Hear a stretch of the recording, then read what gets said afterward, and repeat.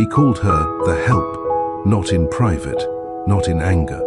He said it in front of his mistress, laughing like it was a joke. She didn't flinch, didn't argue. She simply turned, walked away, and made one quiet phone call. What he didn't know was this: the house he lived in, the company he bragged about, and the fortune he flaunted, all sat on her name. And by the time the mistress found out, it was too late to pretend respect. Welcome back to Mr. Charles Stories, where dignity speaks softly, but always lands loud. If you've ever been underestimated, unappreciated, or overlooked, this story is for you. If you've ever stayed silent just long enough to let truth make its own noise, stay with us. And if you've ever poured into someone who forgot, who kept their world together, don't explain yourself. Let this story remind them what happens when quiet women stop carrying ungrateful men. Make sure you're subscribed. Like this video if you believe silence doesn't mean surrender. And tell us in the comments, have you ever been treated like background in a story you built? Let's begin. The wine glasses clinked in rhythm. Soft jazz played in the background, expensive and forgettable. Kellen Dorsey stood at the head of the long marble table, his voice echoing through the high ceilings as he shared a toast. His hand rested on Mara Liss's shoulder, and his grin widened when he gestured toward Savina. "She's always been great with details," he said. "Used to help with all my admin back in the day." The guests chuckled politely. Mara smirked. Savina sat quietly at the far end, her expression unreadable. She didn't correct him. She hadn't for years. To them, she was background. But the marble they sat on, the chairs they leaned back in, the air they called comfort, all existed because of her. She looked at her half-finished glass, the same wine she'd ordered for the cellar 3 months ago. She remembered choosing the vineyard, signing off on the shipment. Kellen had tasted it last week and declared it his new favorite. He had no idea she'd selected it. He rarely did. This was her house, but no one knew that, not even him anymore. 6 years earlier, it had been different. Kellen was still building his name. Not yet Dorsey Estates, just a man with charm, potential, and a list of unpaid invoices. Savina met him at a zoning commission meeting. He was arguing over a permit with nothing but swagger and vague promises. She was there helping a community non-profit secure land for low-income housing. He lost. She won. But he waited for her outside the building. "You tore me apart in there," he said, grinning. "Want to grab coffee and do it again?" She refused, twice, but by the third offer, he showed up with files in hand. "Help me do this right," he said. She did. They worked out of her apartment. She reviewed every contract, redrafted proposals, and taught him how to write property language that wouldn't get him sued. He brought her soup during long nights. She brought him peace during longer doubts. When he landed his first deal, he insisted on listing her as CO author on the contracts. When he landed his third, he didn't ask. He just thanked her and wired her a bonus. She didn't need roses. She wanted respect. And in the beginning, he gave it. Then came the attention. 2 years in, Kellen's company grew. 3 years in, the media came calling. 4 years in, they stopped saying Kellen and Savina and just said Kellen Dorsey. She didn't mind the fading headlines. What hurt was the subtle shift, the way he stopped looking at her during meetings, the way he corrected her in front of interns, the way he introduced her as my wife. She keeps things organized. She wasn't bitter. She was busy. She handled payroll, staff schedules, legal review, insurance, vendor relations, tax compliance. Kellen called her efficient, but when asked who ran the company, he always said, "I do." She watched it happen, slowly, almost softly, as he rewrote history at every dinner party and social gala. One night, a new investor asked Kellen how he found such strong properties in underdeveloped boroughs. Kellen smiled. Instinct. Always had a nose for opportunity. Savina excused herself to the restroom. She remembered what her grandmother once told her. "You don't raise your voice in rooms that need your silence to survive. You write, you sign, you own." So, Savina started signing. Quietly. The deed to the townhouse in Manhattan. Her name. The corporate office lease in Hudson Yards. Her signature. The trust that held Dorsey's development arm. Established from her late father's inheritance. Kellen never noticed. She never asked him to. He handled the face. She built the floor it stood on. By the 5th year of their marriage, staff began referring to her as Mrs. Dorsey again, not out of romance, but out of legal necessity. If you wanted your paycheck on time, if you wanted your medical benefits approved, you had to go through Savina. She approved every raise, every budget. She didn't micromanage. She just made sure things worked. The irony? Kellen didn't care who approved what, so long as the bills got paid and the buildings got finished. He treated her like part of the machine. And she became the engine. At a gala celebrating Dorsey Estate's 5th year, Savina watched Kellen pose for photos with senators and CEOs. She stood to the side in a navy gown, sipping ginger water. A younger executive's wife approached her. "Hi, are you with one of the vendors?" she asked politely. Savina blinked, smiled. "I'm married to the vendor." The woman laughed awkwardly, said something about loving her earrings, and walked away. That night, Kellen kissed Mara's hand in front of the valet. Savina saw. He didn't. She didn't cry that night. She didn't scream. She sat at her desk and opened a drawer she hadn't touched in months. Inside was a file labeled Dorsey, Prenup and Holdings. She reviewed every clause, every signature. Then she opened a blank document titled Exit Strategy and began to type. Savina never believed in chaos. She believed in systems. While Kellen chased spotlights, she built structure behind every signed deal, every staff raise, every expansion into new markets. And when the spotlight drifted to Mara, she didn't panic. She planned. The first thing she did was call Ms. Hendry, the firm's longest-standing corporate attorney. "I want to update our documentation," Savina said calmly. "Does Kellen know?" "No, he doesn't need to. This is personal, personal." That word echoed in her head. This wasn't revenge. It was recognition. The kind that didn't beg for applause. The next week, she quietly removed Kellen's discretionary access to the foundation accounts. Not with malice. With precision, she reviewed the language in their marital agreement, which she had helped draft back when she thought mutual trust didn't need protection. But even then, she had been careful. Everything she invested before marriage, every business decision with her signature, every trust built using her inheritance, was untouchable. She had protected herself without realizing how much she would one day need it. Mara had started showing up in silk robes, the kind Savina bought from a small Italian designer. Mara didn't know. She just wore them like she owned them. One morning, Savina walked into the kitchen to find Mara rearranging the spice rack. "Oh, hey," Mara said breezily, not turning. "I moved the basil and cumin. They were too far from the prep station." "Hope that's okay." Savina didn't respond. She simply walked past her, pulled her favorite mug from the shelf, and brewed tea in silence. "I was also thinking," Mara added, "we could redo the guest room. Kellen said you don't use it anyway.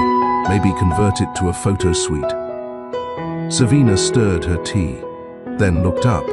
"I like the room as it is." Mara blinked. "Oh, okay," then smiled. "Of course. You're the house manager after all." Savina smiled too, but not because the comment was funny. She smiled because she just remembered the clause on page 6 of the property deed. Occupancy changes require written approval by the sole deed holder. Later that night, Savina went into the library, sat at the desk Kellen never touched, and opened her spreadsheet. Column A, asset column B, ownership column C, transfer risk column D, reclaim process. She filled in every row. 3 hours later, she had a map of her empire, the one he thought was his. At Sunday brunch, Kellen sat across from 3 investors, pouring mimosas for Mara. "You have an eye for the modern touch," one said to her. Kellen beamed. "She's bringing a fresh look to the brand." Savina's been focused on logistics lately. Savina, seated beside the CFO, nodded without looking up. Logistics. His new word for the foundation of everything. She wasn't surprised. By now, she didn't expect gratitude. She expected oversight. So she let him speak. Let him build illusions. And she made notes. That evening, Savina opened an account in her maiden name. Not to hide, to separate. She transferred her publishing rights, her design patents, and her 12% share in a zoning software startup she had invested in quietly, all to that account. These weren't escapes, they were exits. She still loved Kellen. That was the hard part. But love without respect is a slow theft, the kind that erodes you word by word, joke by joke, until one day you forget you were the builder of the dream. 2 weeks later, Mara hosted a small influencer brunch. Savina wasn't invited, not formally. But the chef asked her if the menu needed approval, so she knew. She sat in her study that morning, while influencers toured the property, filming, for social media, posing beside framed artwork she had personally curated. At noon, she opened her laptop and logged into the master financial dashboard. The brunch had cost $11,482.23. She moved the transaction from the joint account to Kellen's business line. No warning, no message, just realignment. Later, Kellen would call her about some weird finance glitch. She'd tell him, check with accounting. That night, the chef delivered 2 separate dinners, one for the guests, one for her, sea bass and saffron risotto. He knew who signed his checks. Savina thanked him with a warm smile. Please tell the kitchen staff they did beautifully. She sat at her own table, in the sunroom, alone but not lonely. She ate quietly, savored every bite. This was still her house. For now. By the end of the week, she had reclaimed 5 more assets. The marketing rights to Dorsey Estates, the licensing for a boutique condo line. They developed her grandfather's property in Hudson she once led. Kellen renovate 2 joint investment accounts she unlinked, and her original real estate consultancy, which she never dissolved, only paused. She met with her lawyer again. This isn't a divorce, she clarified. No, Ms. Hendry said, but it's the legal equivalent of turning down the volume on someone's noise. And yet, Kellen never noticed.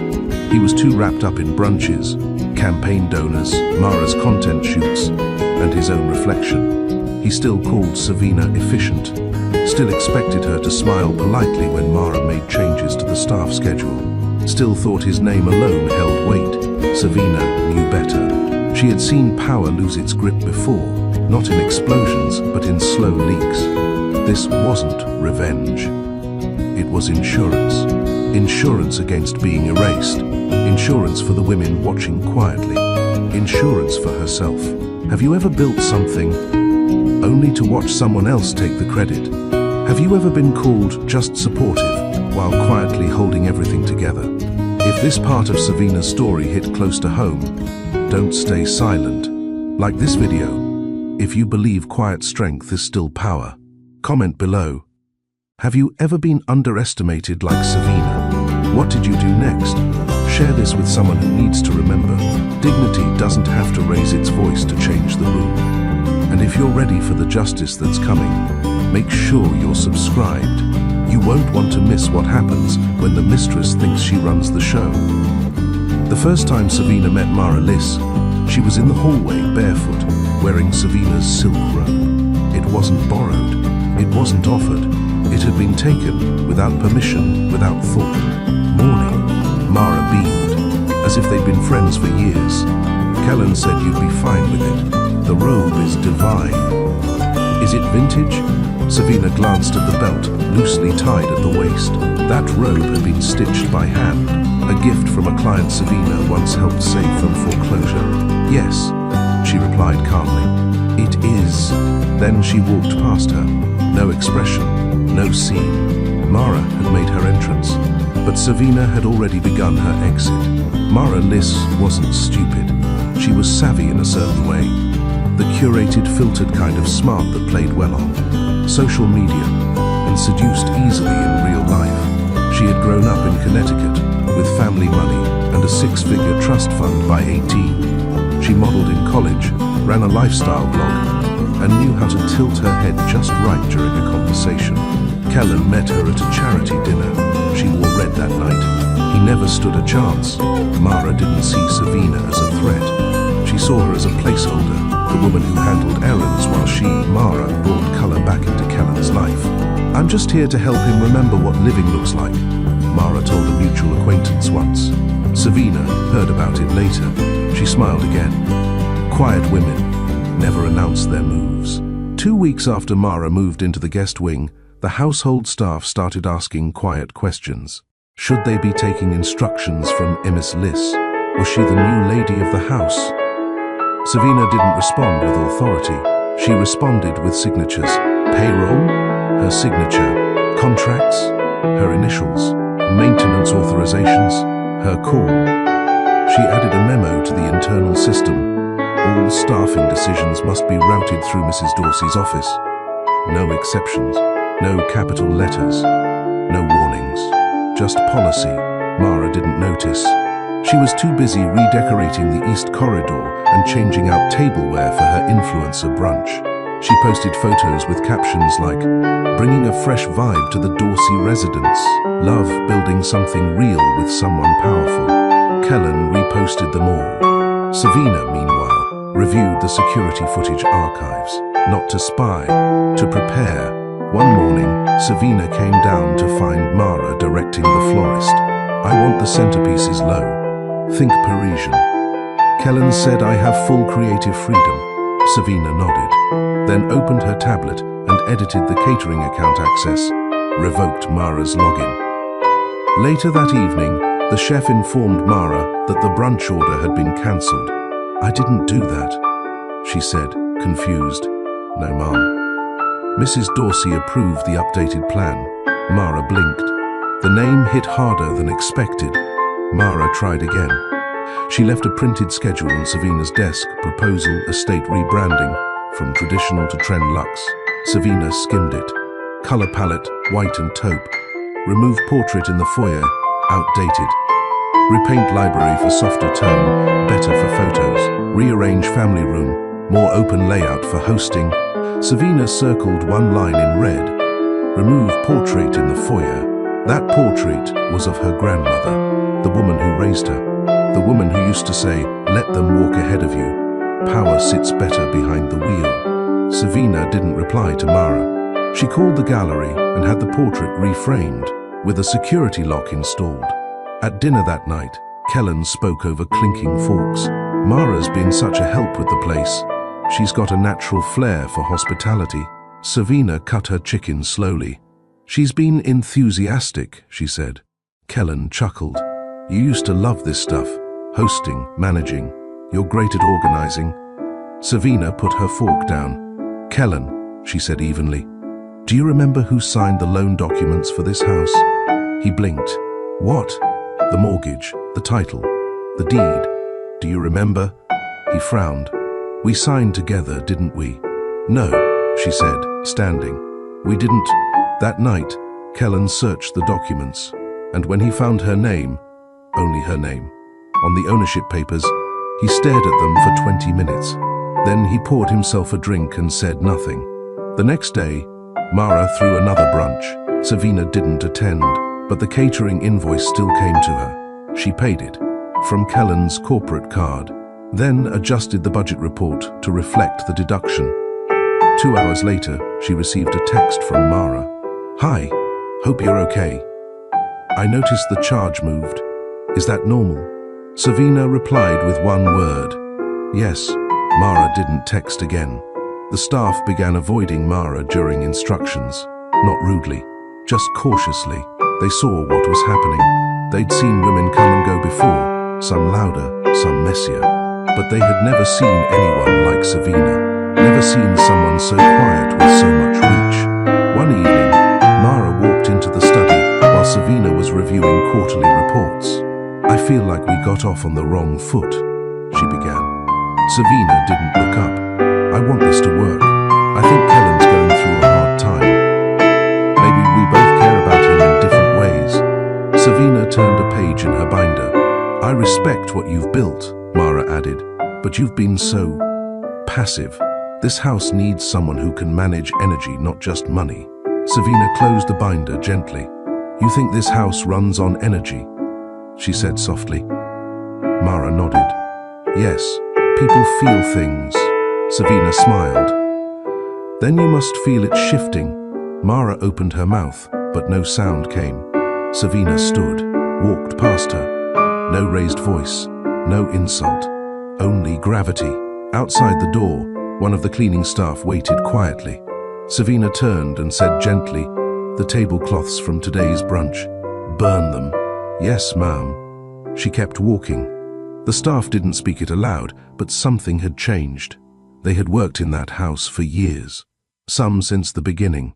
They had seen Savina walk the halls in quiet grace, never raising her voice, never flaunting her authority. But now, they watched her differently, with the quiet respect reserved for someone who didn't fight for power because she already had it. Mara still gave instructions. She still smiled at delivery men and thanked the florist as if running the estate. But every time a decision needed approval, someone inevitably replied, "I'll have to check with Mrs. Dorsey." Mara's smile thinned more each time. One morning, Savina entered the study and found the desk cluttered with printouts. Mara had left an event proposal, Dorsey x Mara, a taste of elegance, a partnership, brunch targeting media influencers, city council members and luxury brands. Projected cost, $42,000. Projected ROI, priceless exposure. Savina turned the page. No legal disclaimers, no budget approvals, no respect for who handled the books. She placed a sticky note on the first page. Declined. Not strategic. Later that evening, Kellen confronted her. "Savina, what's the problem with the event?" he asked. "She's just trying to help elevate the brand." Savina was calm. If Mara wants to elevate something, she should do it on her own dime. Kellen narrowed his eyes. "You're being petty." She nodded once. "Possibly." Then she turned back to her laptop. Kellen didn't understand how many decisions Savina had quietly built into the foundation of the company.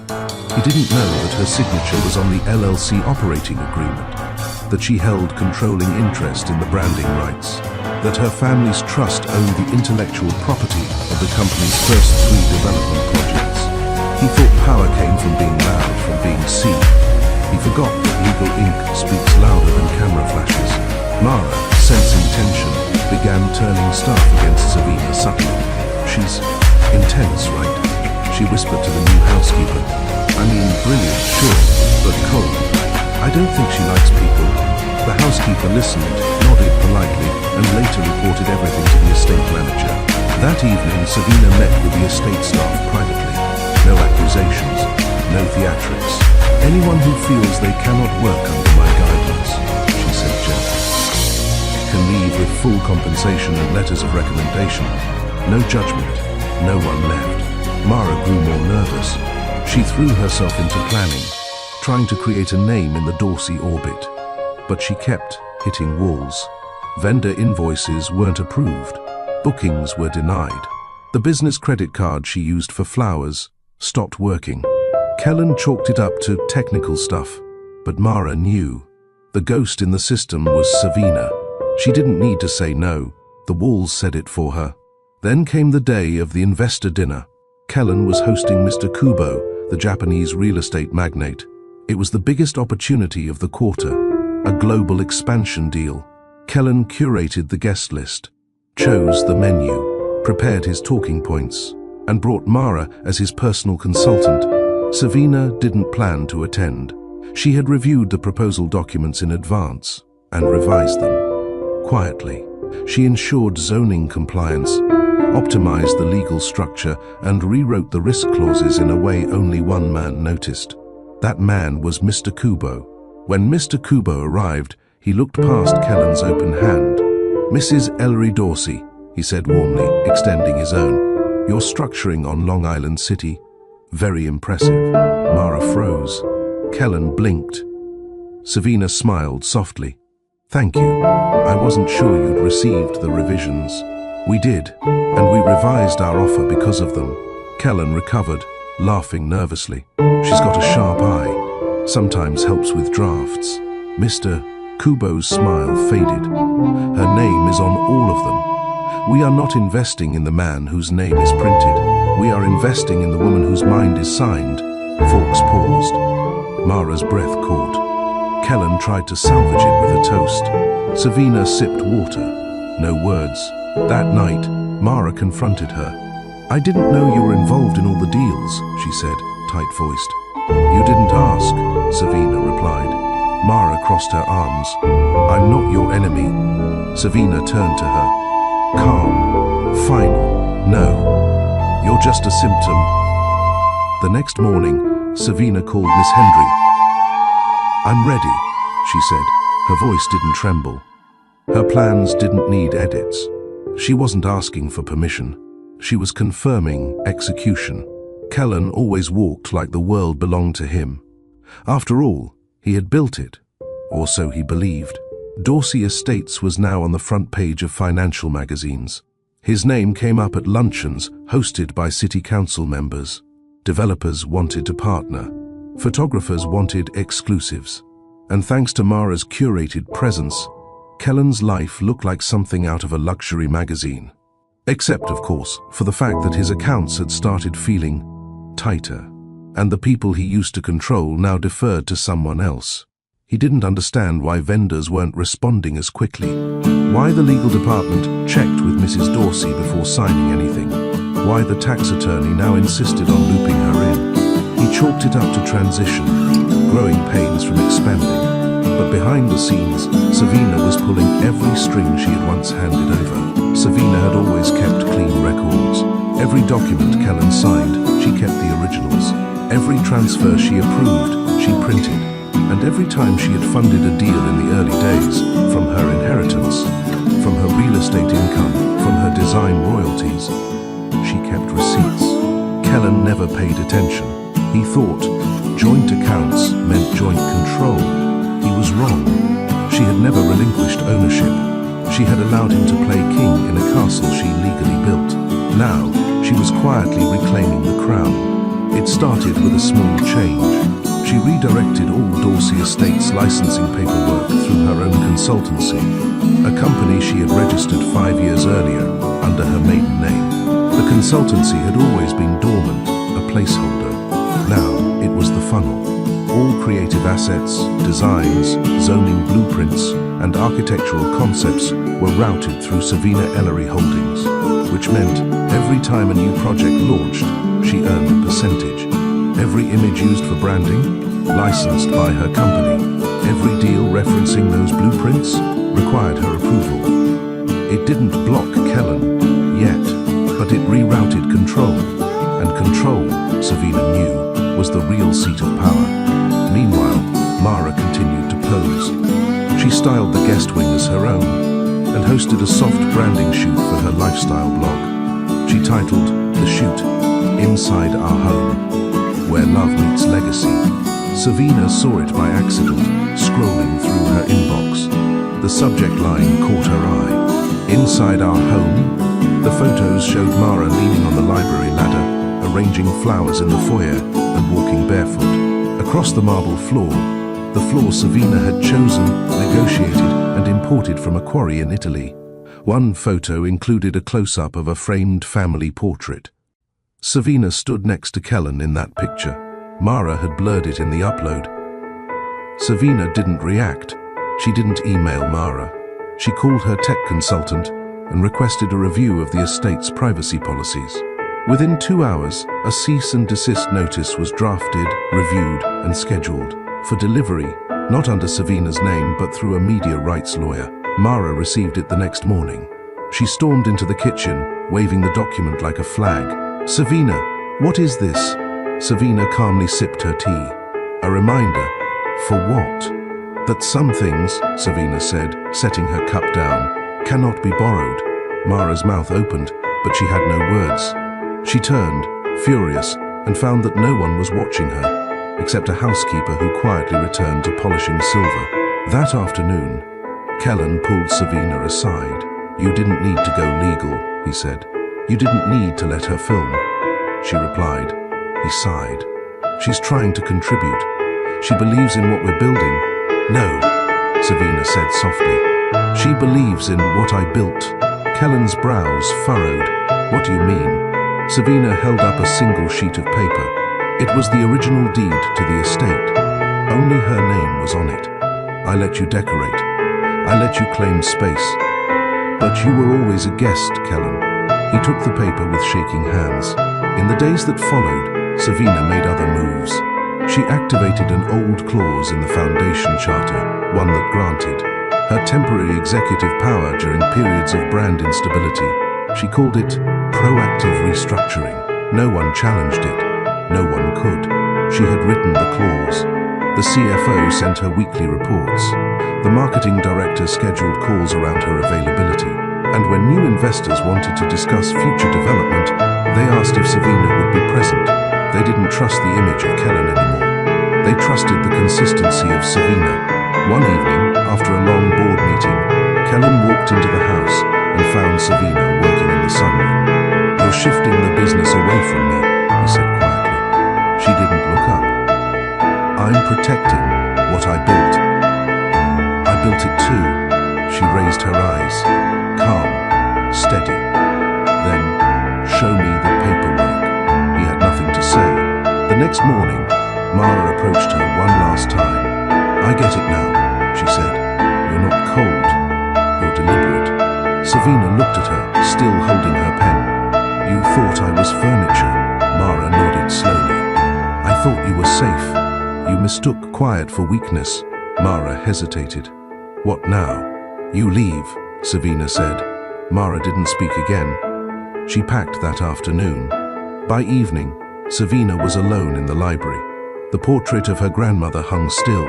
The room smelled like sandalwood and old paper. She opened the filing drawer, removed one folder, and placed it on the desk. Inside was a simple title. Dorsey Exit Strategy, Phase 2. She clicked on the first page. Mara's departure was quiet. No drama, no suitcases hurled into waiting cars. She didn't scream. She didn't cry. That would have required attention.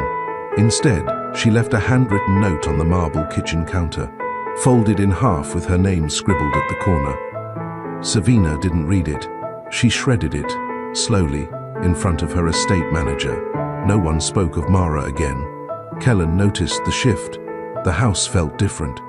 Not empty, clear. No more lavender-scented candles that clashed with Savina's eucalyptus diffusers. No more pastel throws draped carelessly across leather armchairs. No more giggles echoing down marble halls that used to hold silence like gold. Kellen walked past Savina in the study that evening. She didn't look up. He paused, waited for something. She kept reading. He stood there like a stranger in his own home. And for the first time, he realized he didn't know where he belonged. 2 days later, Savina attended a closed-door board meeting without Kellen. She arrived early, wore navy, no jewelry, just a pen and a leather-bound portfolio. The CFO greeted her first. "Mrs. Dorsey, we've updated the reports per your request." She nodded, took her seat at the head of the table, and opened her folder. The room settled. She led the meeting, controlled the agenda, asked strategic questions about 3 upcoming developments, signed off on 2 international partnership assessments, paused twice for clarification. No one mentioned Kellen. No one asked if he would join. Kellen received the meeting summary via email that evening. Forwarded, CC'd, not addressed. He read it twice. His name didn't appear once. That night, he entered their bedroom while Savina stood at the window. "I don't know when I lost you," he said. "You didn't lose me," she replied. He stepped closer. "Then, what happened?" She turned. "You stopped seeing me. That's not the same. I thought I was leading this," he admitted, voice low. "You were allowed to think that. Because I loved you." He swallowed. "Do you still?" Savina didn't blink. "I don't trust you. That hit harder than anger ever could. Later, she sat at her desk, eyes scanning the final documents. Her lawyer had sent over the adjusted corporate framework. She now had 51% controlling interest in all future projects under the Dorsey banner. Not out of ego, out of necessity. She had waited years for someone to protect her contributions, but no one did. So she had to protect them herself. The next morning, the press received a carefully worded announcement. Dorsey Estates announces executive rebalancing, focus on long-term legacy and ethical investment. Savina's name was listed first. Kellen's was not mentioned. Savina didn't do interviews. She didn't update her wardrobe. She didn't gloat. She kept working. The next deal she signed was for a community redevelopment in Queens, on the same block where she had once built her first shelter. The media didn't pick it up, but the women living there noticed. They wrote her letters. She read every one. Kellen tried to recover. He called old colleagues, set up meetings, tried to frame the transition as strategic, but the truth whispered louder than any press release. Investors trusted Savina now. Staff followed her lead. Vendors returned her emails faster. And deep down, Kellen knew why. She hadn't outmaneuvered him. She had always been ahead. He just never looked up long enough to see it. One evening, he found her in the garden trimming rosemary. She was in flats, no makeup, focused. "Do you remember when we bought this place?" he asked. She nodded. It was winter. The pipes were frozen. "We didn't have enough to furnish the upstairs," he added. "We ate on boxes for a week." She smiled. "I didn't mind. I do now," he said. "Because the first forgot." She didn't answer. He whispered, "I'm sorry." Savina clipped the stem and turned. "I know." She didn't offer more, and he didn't deserve it. Back inside, she opened her portfolio again. Inside was a sticky note, written years ago, her own handwriting. "Never build anything without your name on it, not even love." She folded it carefully, placed it in the back pocket, then turned the page and kept going. The invitation arrived in a white envelope, embossed with a gold seal. Private dinner, Dorsey Estates plus Tokyo. Exchange consortium location, the Legacy Room, Greenwich time. 7:30 p.m. sharp dress code, formal. Savina had known about it for weeks. She was the one who secured the guest list. She wrote the pitch deck. She revised the zoning outline that made the deal legally viable. She had even arranged for the Legacy Room, a space reserved for only the top 0.01% of private transactions in the East Coast real estate world. But on the official invitation, Kellen's name stood alone. And that was the mistake. Kellen arrived with Mara. This was before her quiet exile, when she still played the role of the polished companion. She wore a silk red dress, tight at the waist, with a soft wave in her blonde hair.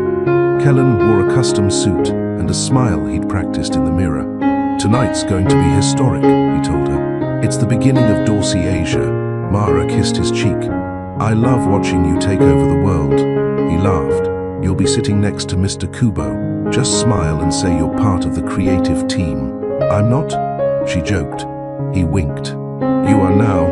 Savina arrived at 7:29 p.m. Her dress was black, not because it was slimming or dramatic, but because it matched her mood. Her heels were low. Her earrings were pearls, her grandmother's. She didn't announce herself. When the hostess guided her to the table, Kellen blinked. "You're coming?" he asked, surprised. "I arranged it," she replied. "Oh. Right, yes." He hesitated. "Do you want to sit on the end?" She took the seat beside Mr. Kubo instead. Mr. Kubo was elegant, understated, and sharp as a blade hidden in silk. When he saw Savina, he stood. "Mrs. Ellery Dorsey," he said with a slight bow, "I'm honored to meet you in person." Savina extended her hand. "You're too kind." Mara tilted her head. Kellen's face twitched. He laughed nervously. "She helps with our planning process." Mr. Kubo frowned. Her name was on every contract. Her annotations saved my team weeks of risk analysis. Mara adjusted her seat. The maitre d' poured wine. No one dared speak over it. Kellen tried to redirect the conversation. Tokyo is a perfect fit for our next vertical. We're bringing American speed with global respect. Mr. Kubo nodded politely, then turned back to Savina. Your risk diversification on the Long Island City deal. That was brilliant. I appreciate that, Savina said softly. Real estate isn't just profit, it's rhythm. You have to listen to what a neighborhood's been through. Mara blinked. Kellen cleared his throat. Yes, she's poetic about these things, he said. Mr. Kubo didn't laugh. Dinner arrived in silver domes, lobster medallions in citrus butter, roasted duck over parsnip puree, truffle risotto with edible gold leaf. No one touched their food right away. Savina picked up her fork last, not out of modesty, but timing. Control had nothing to do with volume. It was all about pace. Midway through the meal, the room fell into quiet murmurs. Wine was poured. Kellen launched into another speech. We're modernizing the model, bringing vibrancy into legacy markets. And with the right cultural integration, He trailed off as Mr. Kubo slowly turned to Savina again. What inspired your redesign of the partnership equity clause? Savina dabbed her mouth. I've seen too many women fund empires they don't own. I didn't want to become one. Mara choked lightly on her wine. Kellen stiffened. Mr. Kubo tilted his glass in approval. When dessert was served, the deal was signed.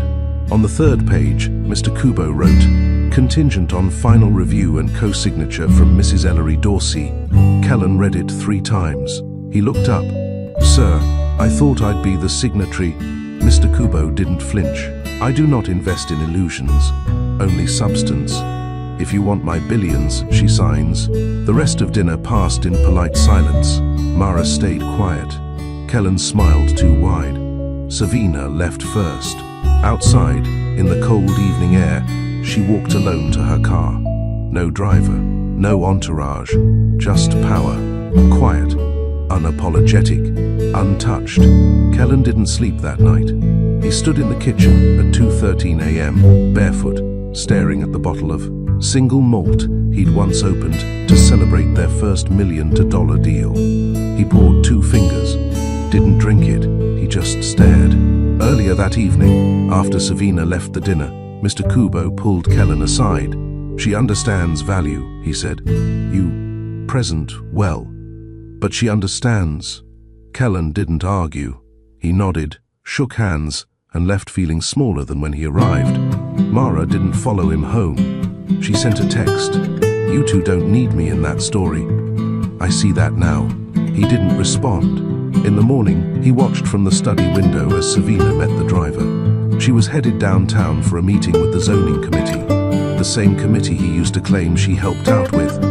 Now they called her by name. He watched her get into the car and disappear into traffic. Purposeful, steady, hold.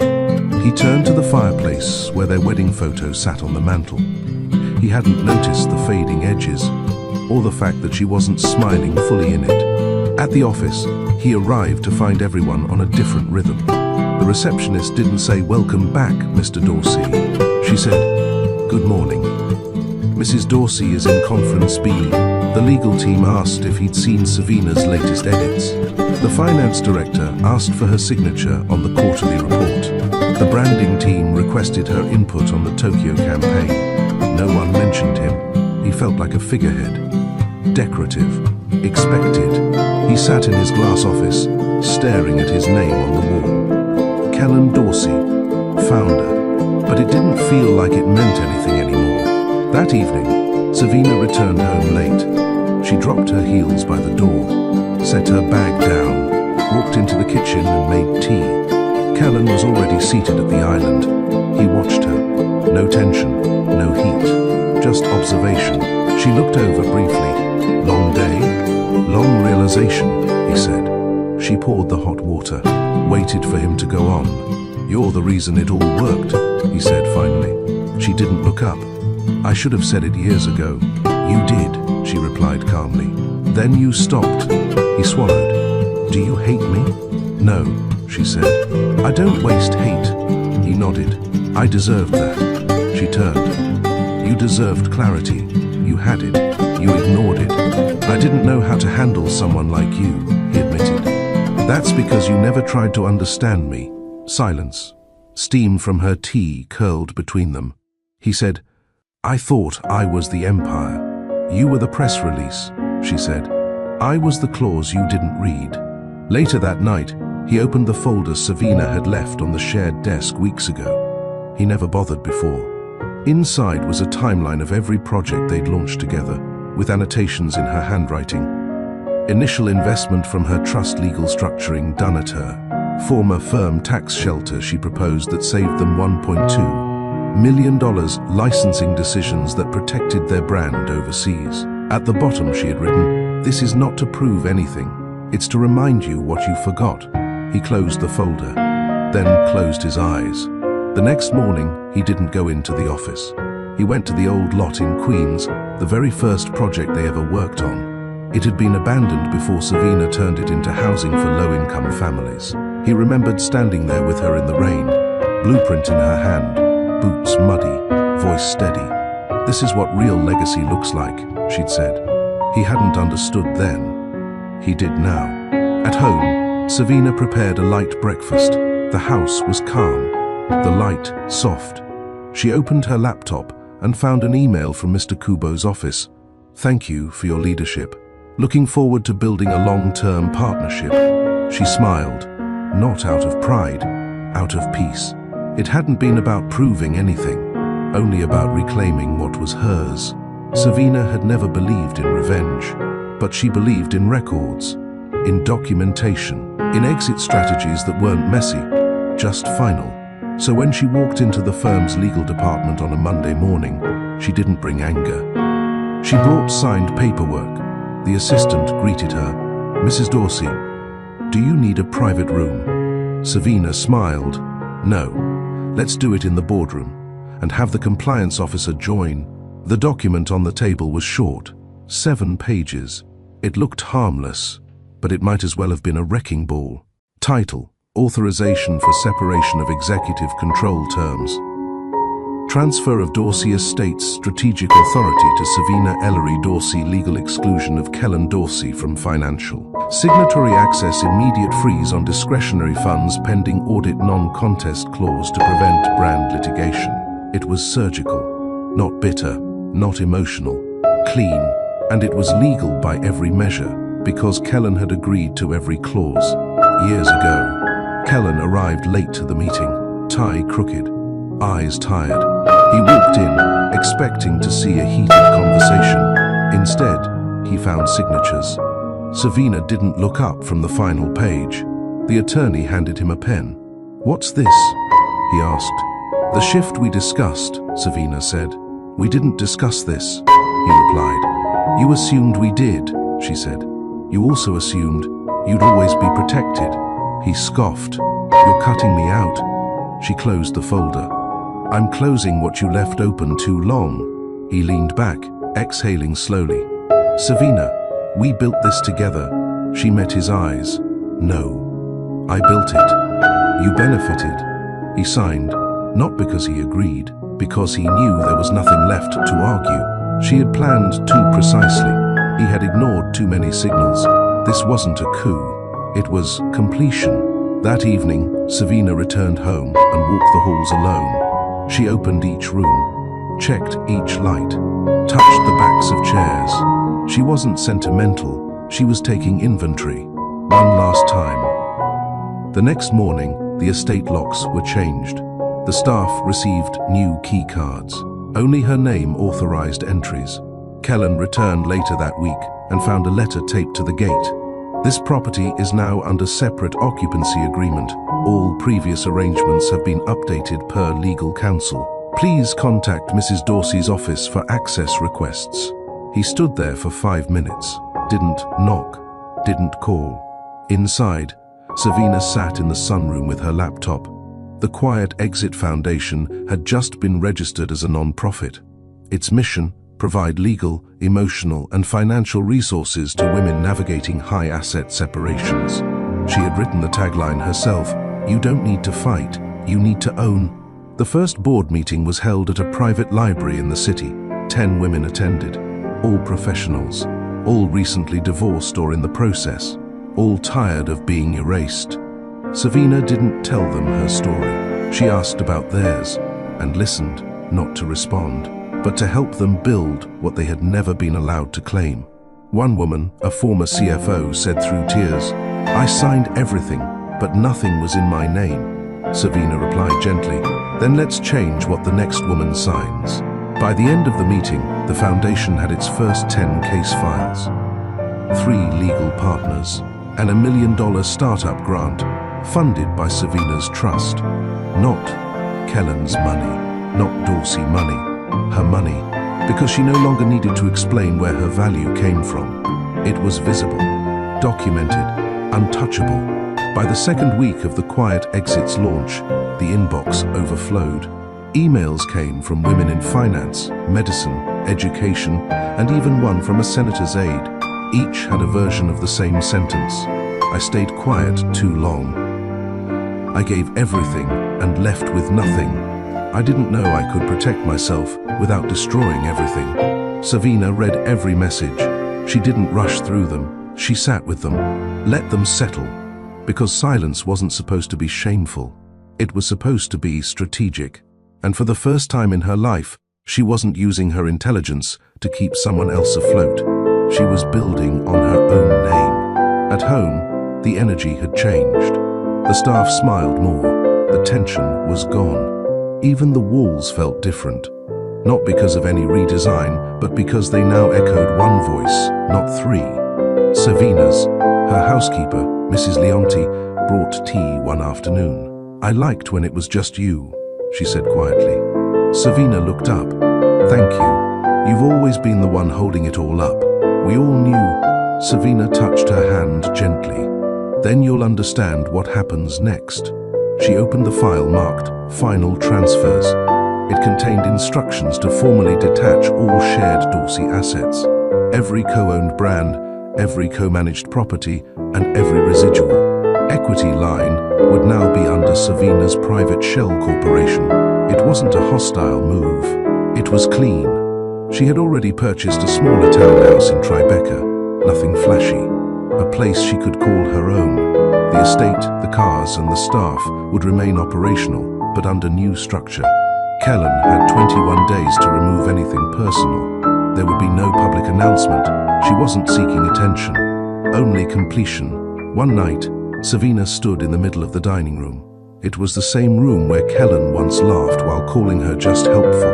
The same room where Mara asked her to polish silver. The same room where guests toasted him for ideas she had written. She walked to the far end, touched the wooden panel, and opened the small wall safe.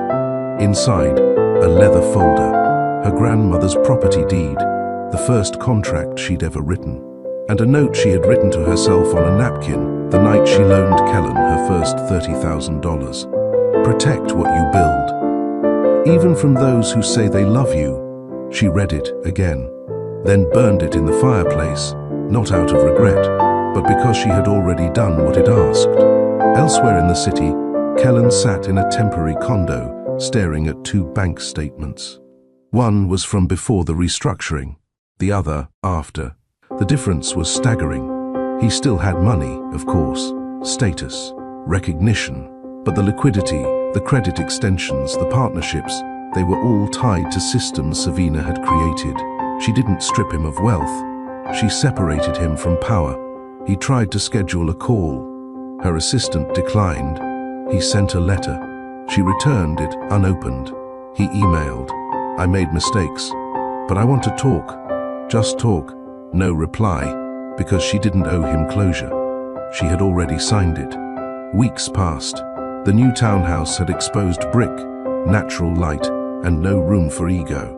Savina moved in quietly, brought only what mattered: her laptop, a box of old photos, her grandmother, his rocking chair, and 3 signed contracts she kept framed above her desk. Not out of pride, out of proof. Proof that she hadn't imagined her value. She had written it, built it, sealed it. One evening, She stood by her window and looked out at the skyline, not to be inspired, to acknowledge it. She had helped shape that skyline, her projects, her pen, her strategy, and no one could ever erase that now. Have you ever realized that the thing you built no longer has space for you? Have you ever reached the point where walking away wasn't weakness, it was wisdom? If Savina's quiet strength speaks to you, take action today. Like this video.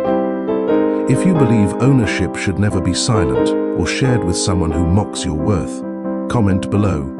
Have you ever had to reclaim something that was yours all along? What did it teach you? Share this story with someone who needs a reminder. Walking away doesn't mean you lost. Sometimes it means you've finally chosen peace. And don't forget to subscribe to Mr. Charles Stories for more narratives that remind us dignity doesn't demand attention, it rewrites the story. Kellen Dorsey had once been a man whose name moved people. He could walk into a boardroom and turn a maybe into a yes. His charm, his confidence, and the weight of the Dorsey brand had always been enough. Until now. Now, when he entered meetings, people nodded out of habit, not excitement. When he pitched ideas, they asked for clarification, or worse, for Savina's opinion. When he smiled, it didn't close deals, it only filled time. He was still wealthy, still dressed in the finest, still lived in a skyline condo, but every part of him that had felt powerful, it was fading, because power, he now understood, wasn't about being the loudest voice in the room. It was about being the one they turned to when the room went quiet, and no one turned to him anymore. The separation wasn't loud. Savina hadn't taken his money. She hadn't dragged him through the courts.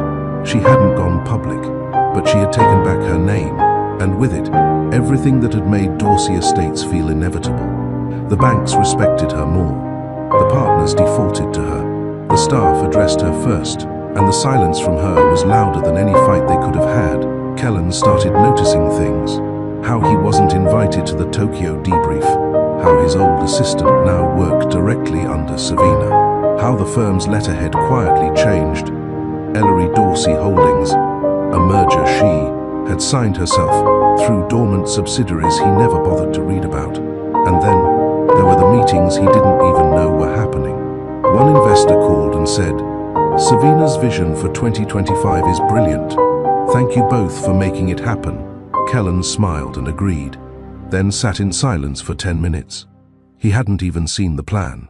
One Thursday afternoon, he wandered into the firm's midtown office. People stared, not out of respect, out of surprise. He hadn't been in that building in weeks. "Hey, Mr. Dorsey," someone said softly.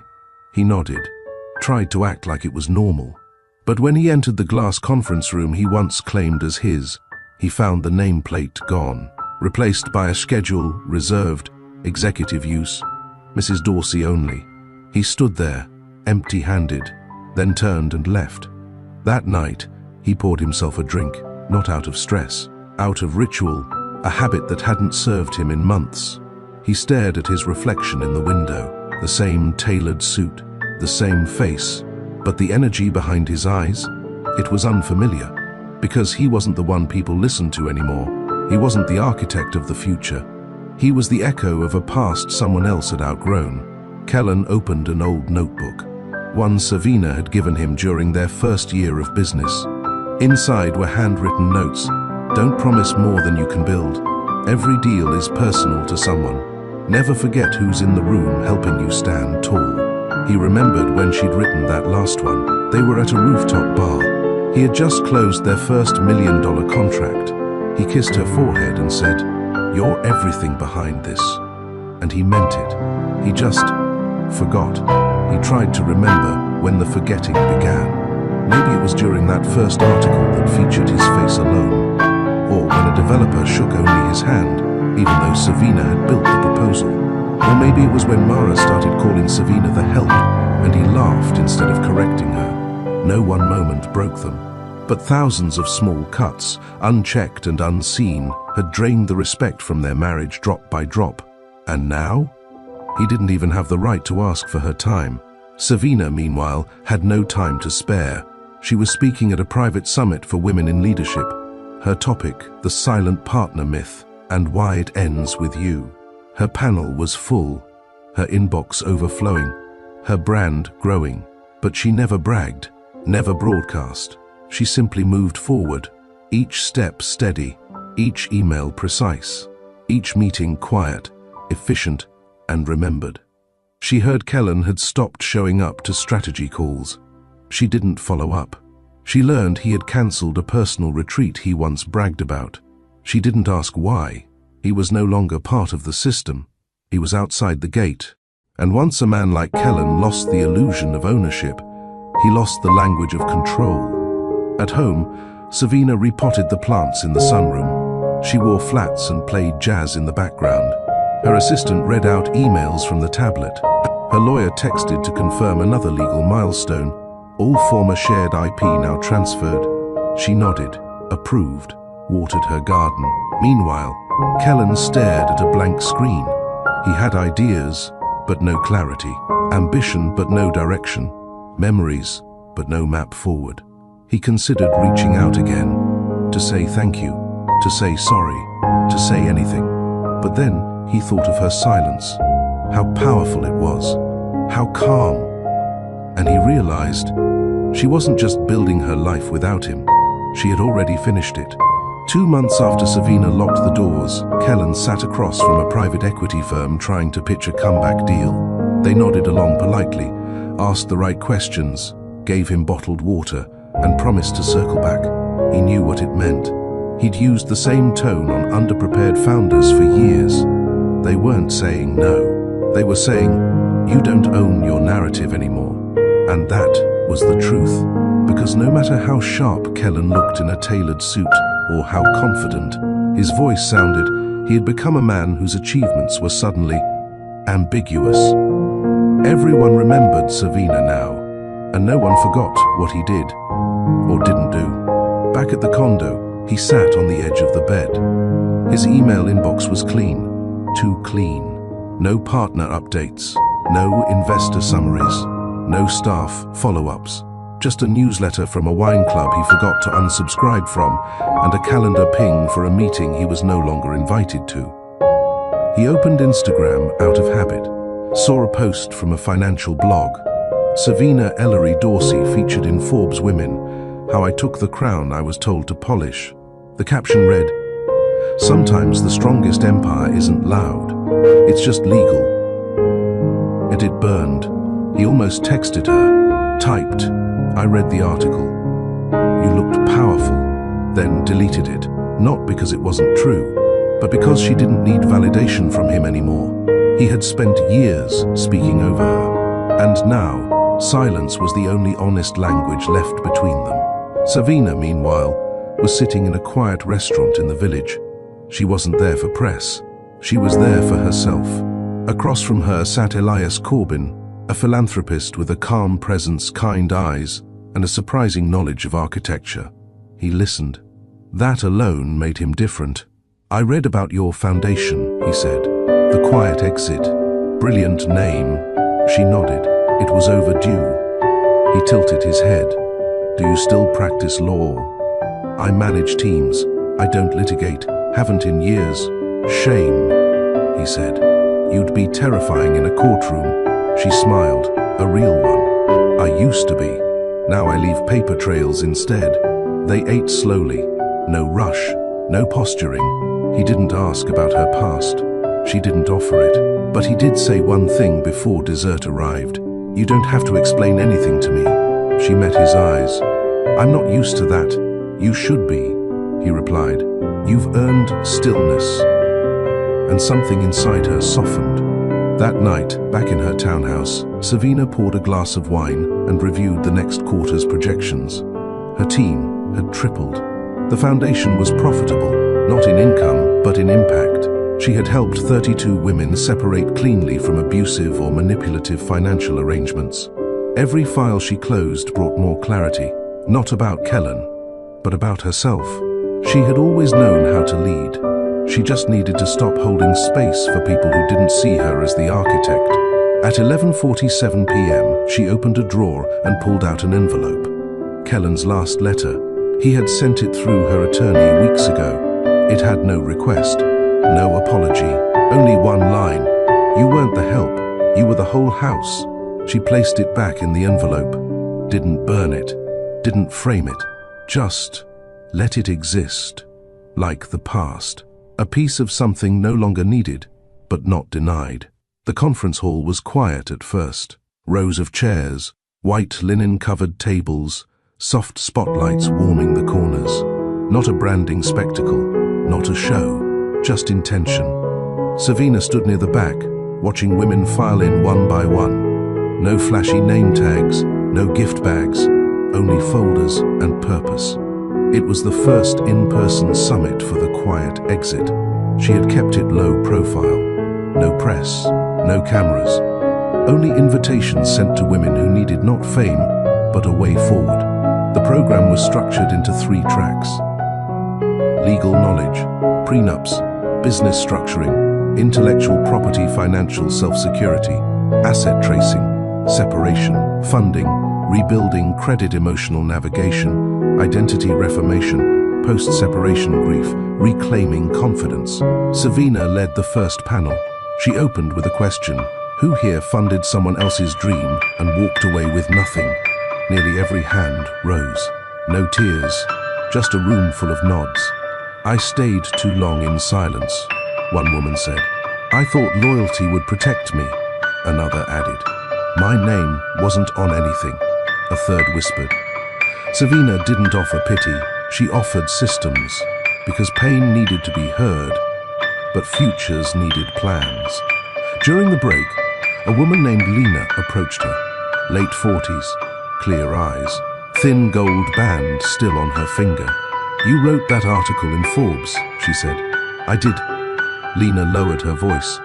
My husband still says I'm lucky he let me live in the house rent-free, and I paid the down payment.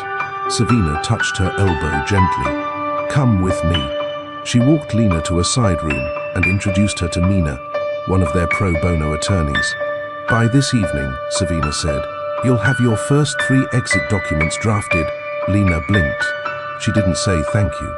She just exhaled, the kind of breath that women hold for years.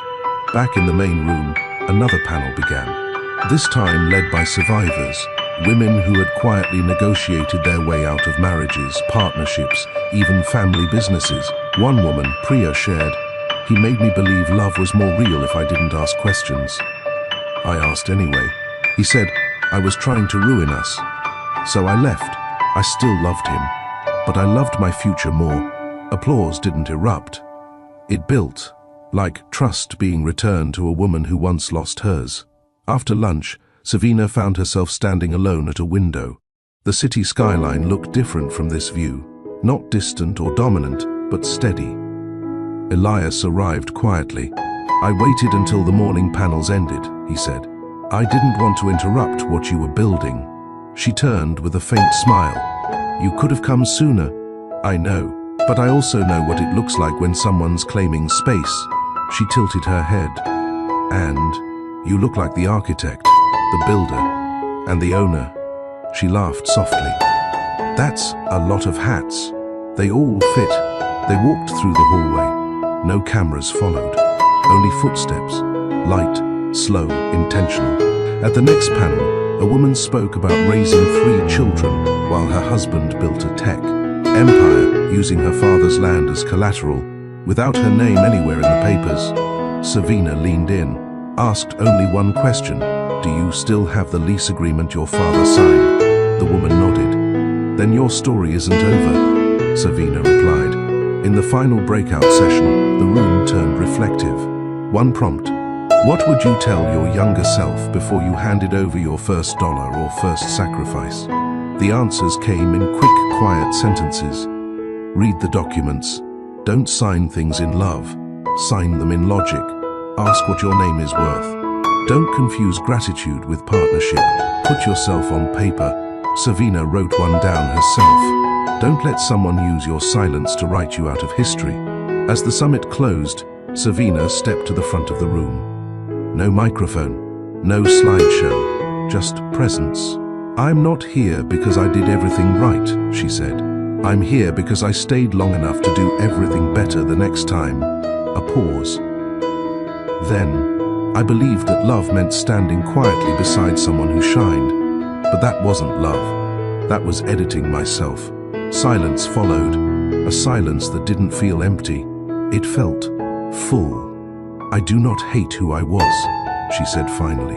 I just no longer ask her to carry what she didn't sign up for. Applause filled the space. Not polite, powerful. That evening, Elias walked her to her car. You didn't just start a foundation, he said. You started a fire. She looked at him, steady, curious, quietly moved. He asked gently, do you have room for someone in your new life who's not threatened by how tall you stand? She didn't answer immediately, but she did open the door and motioned for him to walk her home. They didn't talk much on the ride home. Elias sat beside her, his presence calm, not performative. Savina noticed that about him, how his silence wasn't empty, but available. It wasn't waiting to speak. It was there to hold space.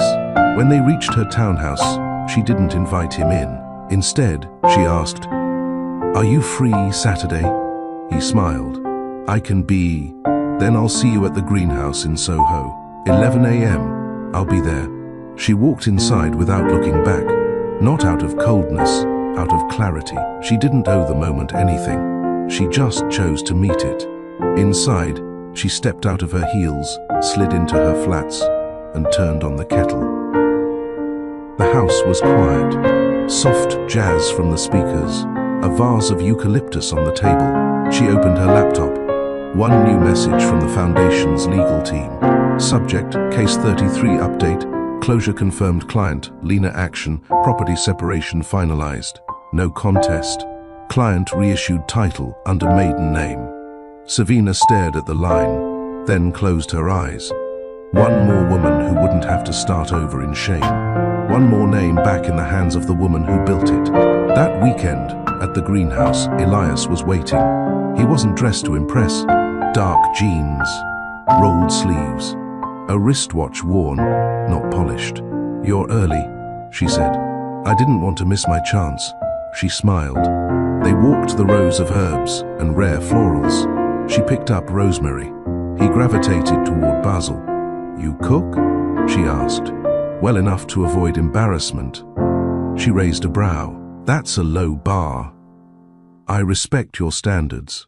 They sat on a bench under a hanging vine. Elias looked at her carefully. Do you miss him? Savina didn't answer immediately.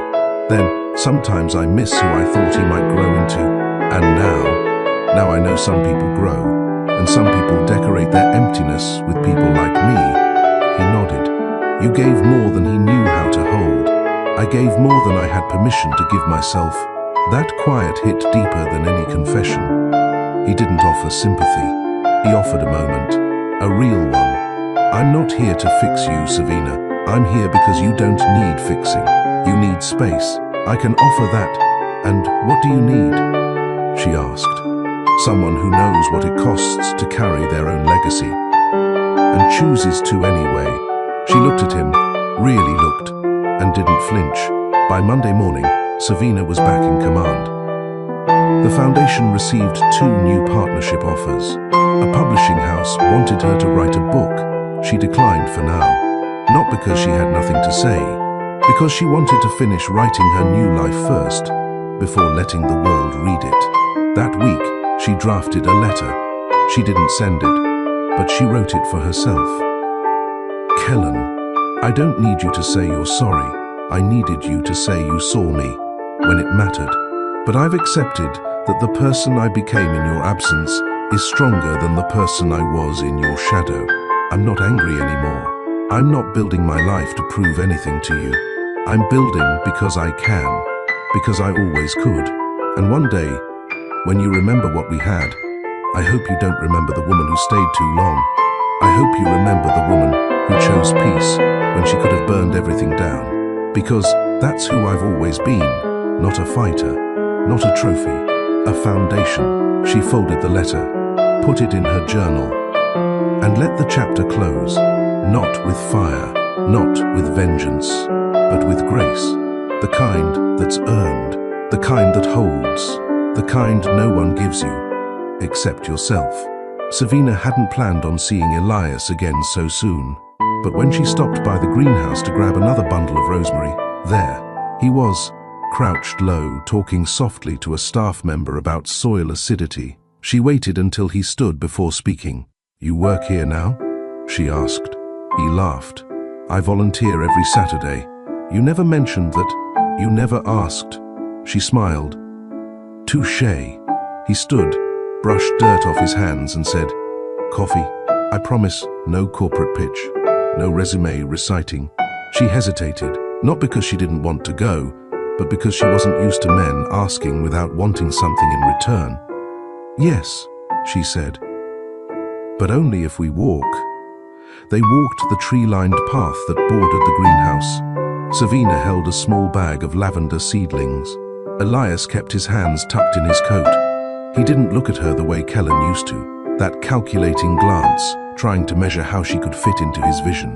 Elias looked like he was simply enjoying the moment, not performing, not angling, present. "I liked your line at the summit," he said after a while. "Which one?" "About editing yourself." She nodded. "It's something I didn't realize I was doing until I stopped." He kicked a pebble across the path. "We all shrink to fit someone else's spotlight sometimes." She glanced at him. "Did you?" "I did. For 5 years." He paused. "My late wife ran a clean energy startup. She was magnetic, in a way that pulled everything into her orbit. I supported her because I loved her. But when she died, I realized I had no idea who I was outside of her schedule." Savina looked down. "I'm sorry." He shrugged gently.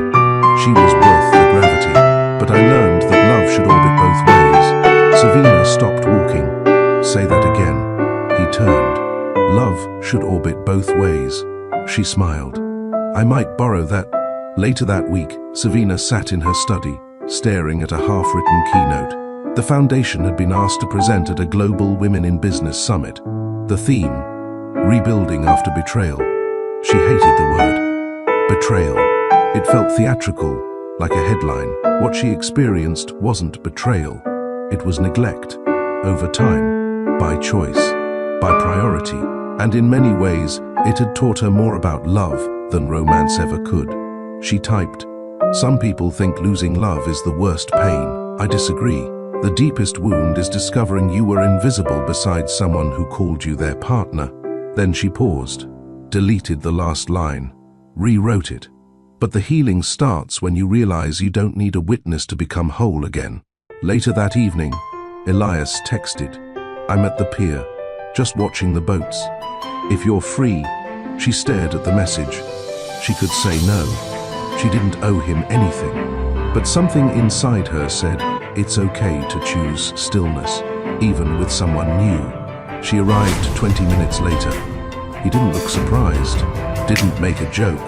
He simply said, "Glad you came." They watched the water in silence.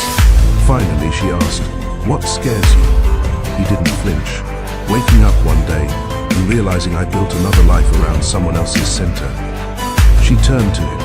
"That's why I burned everything." He nodded slowly. Did it hurt?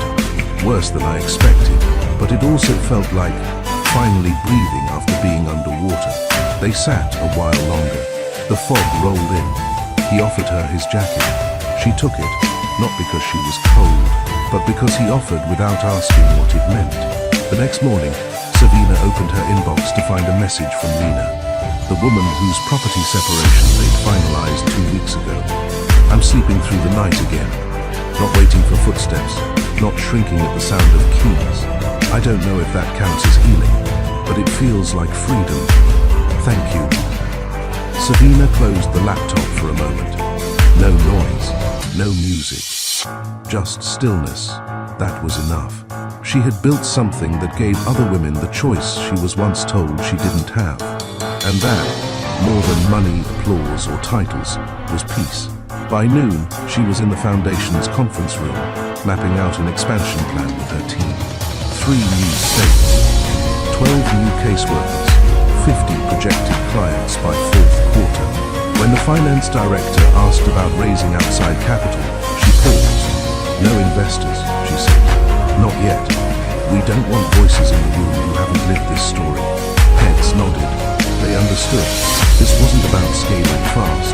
It was about protecting integrity. Savina had lost enough pieces of herself to someone else's ambition. This time, everything, every inch, would be done on her terms. Later that week, she met Elias for coffee. No plan, no pressure, just time. He asked about her summit speech. She asked about the mentorship group he ran for young boys without fathers. We focus on emotional literacy, he said. They learn how to identify and name what they feel. Savina raised a brow. That's rare. They cry sometimes. They also fight, but they don't get punished for being human. She sipped her tea. Maybe if more boys had that space, fewer women would end up in mine. He looked at her, not like a man looking for a moment to impress, but like a man genuinely listening. Maybe you should speak to them, he said. Not about divorce, about power. She considered it. I don't usually speak to young people. That's why it would matter. The following Saturday, she stood in front of 12 boys between ages 10 and 16. All sat with different kinds of silence, fidgeting fingers, bouncing knees, sideways glances. But they listened. I built something big, she said. Not a company, a habit. They stared. I built the habit of hiding how capable I was. I thought being quiet was safer, nicer, more lovable. One boy raised his hand. Did someone tell you that? No, she said. They didn't need to. They just praised me more when I said less. Another boy asked, did that hurt? Eventually, she replied, but by the time it did, I was already used to being small. They didn't respond with oohs or gasps. They nodded, boys who had already learned to filter their strength. Do you think you're still small now? One of the older teens asked. Savina smiled. No. Now I build things that don't shrink me. The room went quiet again. But it wasn't discomfort, it was recognition. Elias thanked her afterward. You said exactly what they needed to hear. I said what I wish someone had told the man who broke me. He nodded. You still care about him? I care that he never learned better. Elias didn't press. He only said, you speak like someone who doesn't need saving. I don't, she replied. But would you let someone walk beside you anyway? She looked at him carefully. The next week, Kellen sent a final email. Subject, no reply needed. I won't ask for a second chance. You've made it clear, with more grace than I ever gave you. But I want you to know, I see you now. Not as the wife who managed my calendar, not as the admin who kept my life neat, not as someone who helped. You were the empire. I didn't just lose a partner, I wasted a legacy. And if there's any justice in the world, someone better will hold it this time. Savina didn't respond. She didn't need to. She walked to her desk, opened the drawer, and placed his letter beside the last one. Not out of emotion, out of finality. She had kept her dignity through dismissal, her clarity through chaos, her power through silence. Now, she was keeping nothing that didn't match her future. 6 months later, the ballroom was flooded with soft lights and quiet awe. Not the kind reserved for celebrities. The kind that came when people finally saw the face behind a movement that had changed lives. Savina stood beneath the white and gold banner of the Evora Collective, dressed in a satin suit that didn't ask permission to exist. Her speech had just ended. No dramatic music, no mic drop, just truth, delivered without apology. A young woman from Arizona approached her with tearful eyes. You gave me the language to walk away, she said. I didn't even know what coercion was until your Foundation's podcast. Savina held her hand gently. You knew, she said. You just didn't have the words yet. They hugged, briefly, but it lingered. Across the room, a small group of attendees buzzed around the media banner. They weren't talking about the designers or the donors. They were quoting her line. Freedom isn't the absence of pain. It's the presence of self-trust. It was already trending online. Self-truster Savina standard. She didn't check her phone. She didn't need to. Backstage, her team gathered around a tray of champagne flutes, laughing about how Lena almost tripped on the mic cord and how Davina hugged 3 senators without realizing who they were. But when Elias walked in, they paused, not out of awkwardness, but anticipation. He wasn't a man who hovered. He showed up when it mattered. Savina didn't rush to him, but her smile softened. "You came," she said. "I said I would. Still, you didn't owe me presents. Some things shouldn't be earned. They should be offered." She nodded, looking around. "This isn't a win I needed to share." "No," he agreed, "but it's one someone needed to witness." An hour later, Savina stepped into the private lounge reserved for media meet and greets. She didn't expect anything but the usual PR manager holding an iPad and a list. What she found was Kellen, standing alone. No camera crew, no assistant, just a single envelope in his hand. She stood still. He looked, not defeated, not proud, something in between, like a man who had lost the right to narrate, but showed up anyway. "I thought you wouldn't come," she said evenly. "I wasn't sure I should," he replied. Savina didn't offer a seat, but she didn't leave either. He stepped closer, not in intrusion, in honesty. "This isn't a plea, it's an update." She blinked. "My mother passed last month," he said, peacefully. "Finally, I'm sorry." "I know." He held out the envelope. She hesitated, then took it. Inside was a check, a large one, 7 figures. He said, "It's not a donation, it's a reallocation." "For what?" "For all the unpaid labor you did, for the speeches you edited, the negotiations you prepped, the meetings you chaired behind closed doors while wearing a wife's name and not a CEO title." Savina breathed in slowly. "I don't need your guilt." "It's not guilt," he said. "It's back pay. I just didn't know what I owed until I tried to run a boardroom without your instincts." She didn't cry. She didn't smile. She said, "Thank you," then placed the envelope on the table behind her. Not clutched, not cherished, just placed. After he left, Elias entered again. He was here. Yes. Did he ask for anything? No. Just acknowledged everything he took. Elias sat beside her. "You okay?" "I'm more than okay," she said. "Why?" "Because I gave grace without needing closeness. And I received closure without losing clarity." He leaned in slightly. "You've rewritten every version of womanhood they tried to trap you in." "I didn't rewrite," she said. "I remembered." "Remembered what?" "What power tastes like when it's your own." The final panel ended at 7 p.m., but Savina stayed back. The ballroom cleared gradually, fading from applause to scattered voices, then to whispers. Outside, city lights blinked across the skyline, competing with the stars for attention.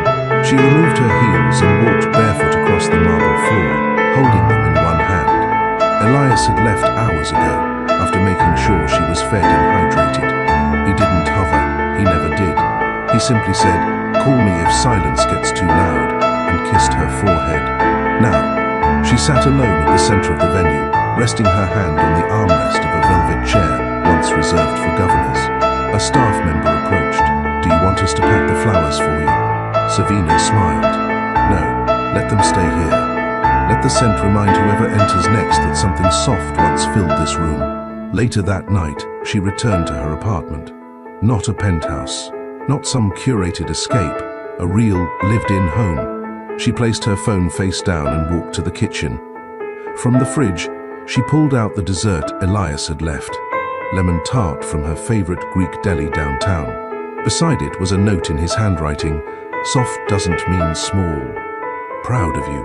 She sat on the couch, eating directly from the container, one bite at a time. No ring on her finger, no guilt in her chest, no unfinished sentences in her mind. The next morning, Savina visited the rooftop garden of the women's shelter her foundation funded. Young mothers pushed strollers.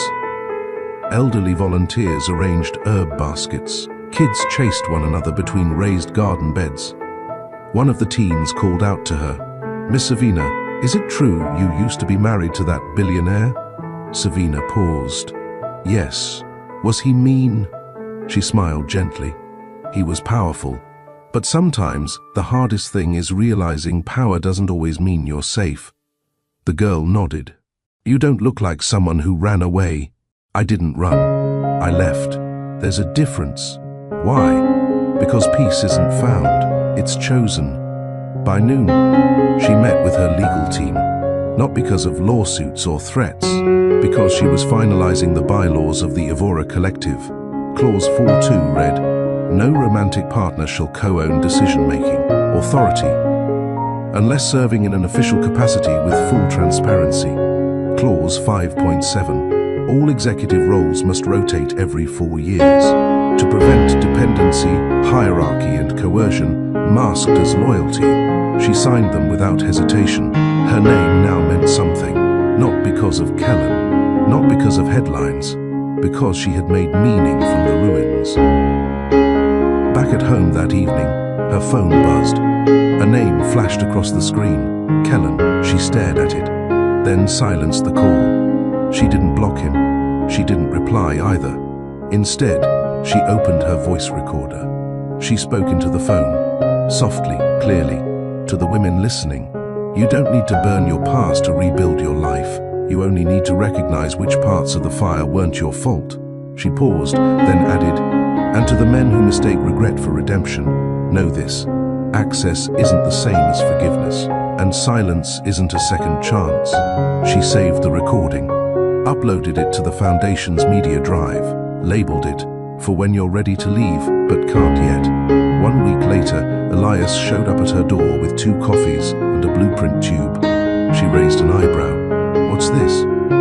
He unrolled it on her kitchen table. Office space in the East End, close to transit, 2 floors, natural light. For the Foundation? For you? I don't need... He cut her off gently. I didn't say you needed it. I said you deserve a space that reflects how far you've come. She studied the layout. A corner reserved for art therapy, a breastfeeding pod, a rooftop meditation garden, and a conference room named No More Apologies. She whispered, "It's beautiful." He looked at her. You are. They walked the empty shell of the building 2 days later. She wore jeans and a tucked-in blouse. He brought paint samples. In the middle of the tour, he paused. Do you ever miss him?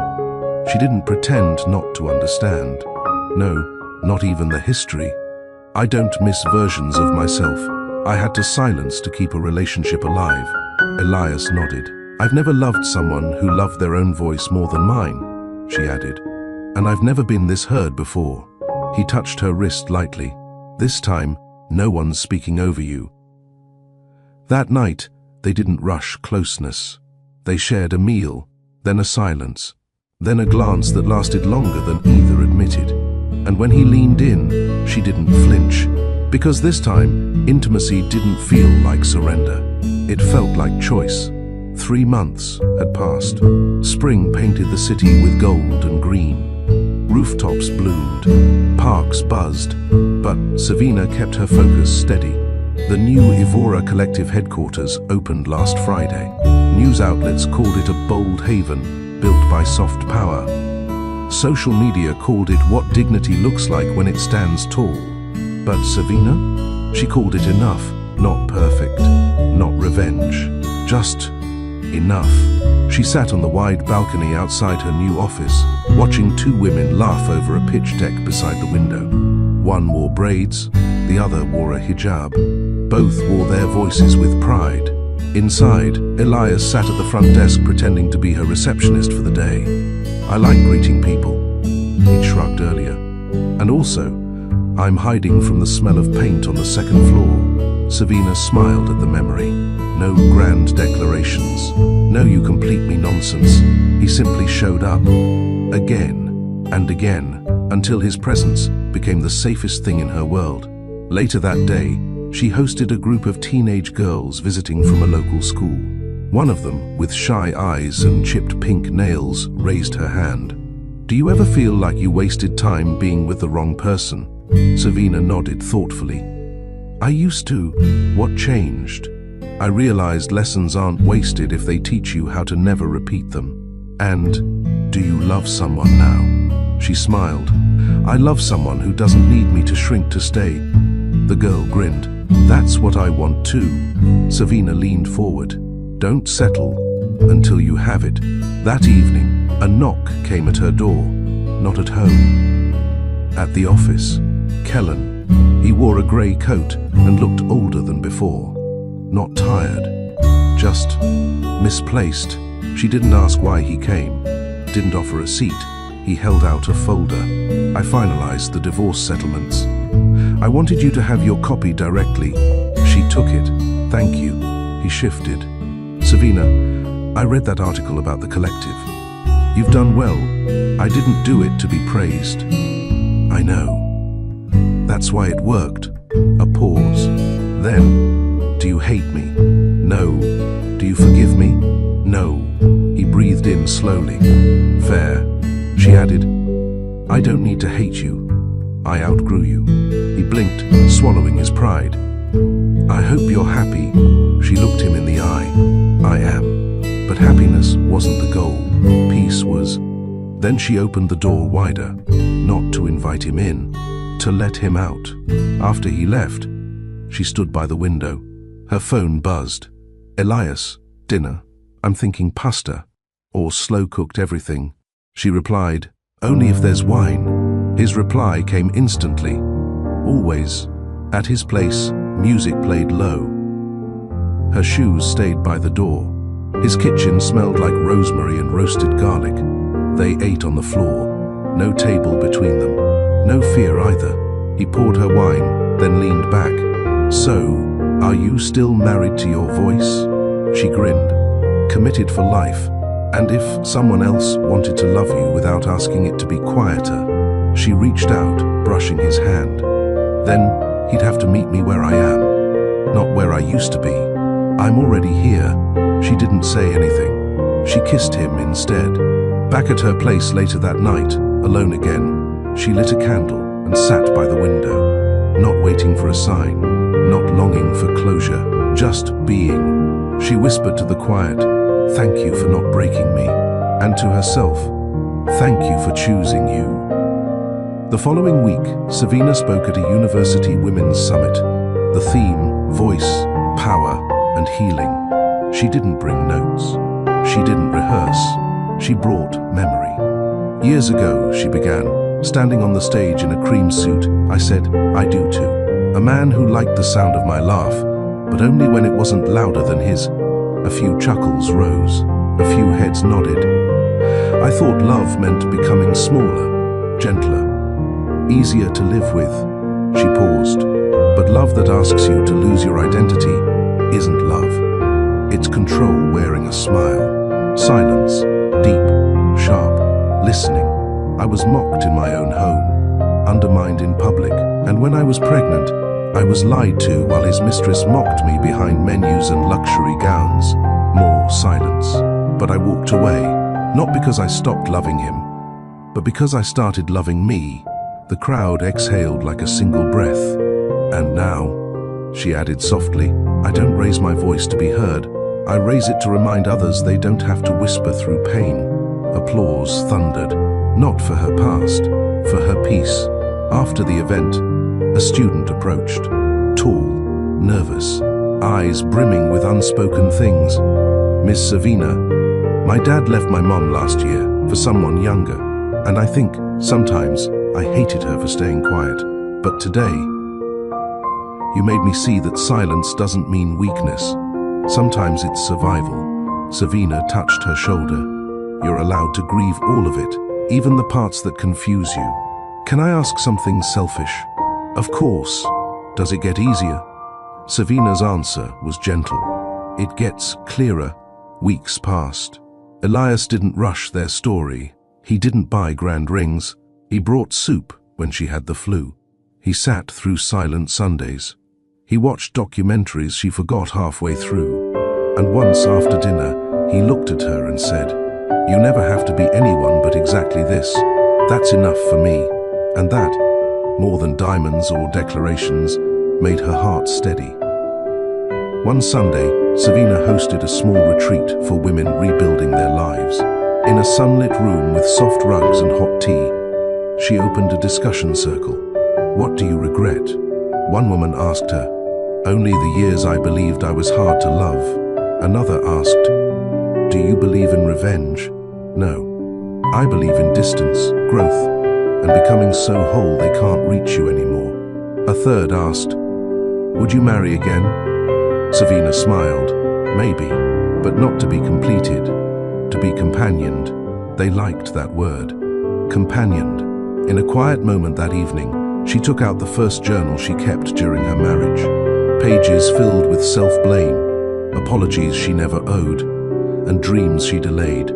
She tore them out one by one, burned them in a ceramic bowl on her balcony, not out of hate, out of release. Because healing sometimes means letting old versions of yourself go up in smoke. The next morning, she walked to the Evora Collective. No car, no staff, just her.